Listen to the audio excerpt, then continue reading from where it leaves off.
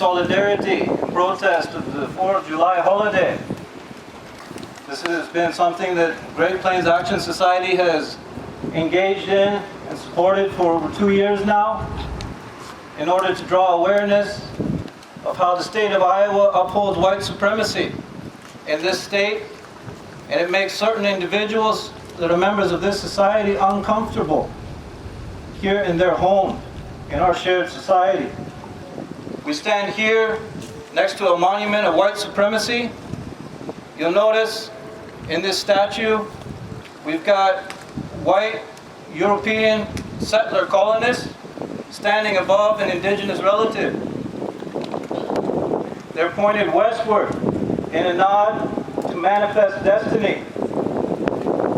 They're elevated above our relative. He's standing rather demure.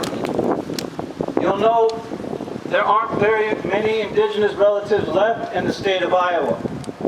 In fact, there are murals in state buildings around this state championing and celebrating the indigenous relatives being driven from these lands, being displaced by white European settler colonists. This is something that is being celebrated and upheld in public art, and it makes individuals who are descendants of the original peoples of these lands uncomfortable. We have come here today to ensure that the truth will not be whitewashed. We have come here today as concerned citizens of all backgrounds. We have come here as First Nations peoples. We have come here today as descendants of slaves and indigenous folks, and some of us, the descendants of those very settler colonists who have become enlightened to these facts and wish to perpetuate these lies no longer.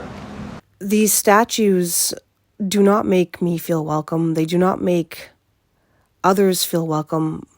They don't make Black folks, indigenous folks, Latina folks, and other people of color feel welcome in this state, because they essentially depict the enslavement and genocide and indentured servitude of millions of people. Celebrates the rise of white supremacy.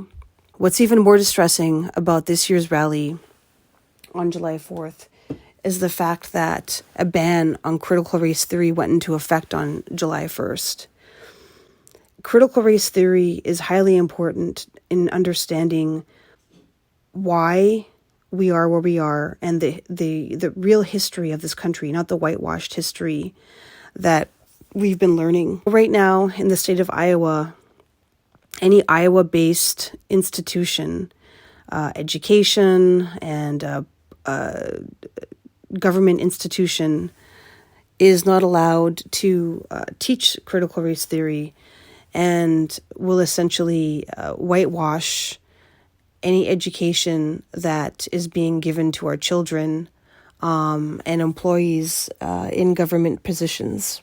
Kim Reynolds herself has said that they are banning critical race theory because she doesn't believe that people should be judged on their race or their gender. If we need to judge people by their character, solely their character, then why are we uplifting Christopher Columbus? Why are we depicting false scenes of manifest destiny like it was some happy thing in the state of Iowa?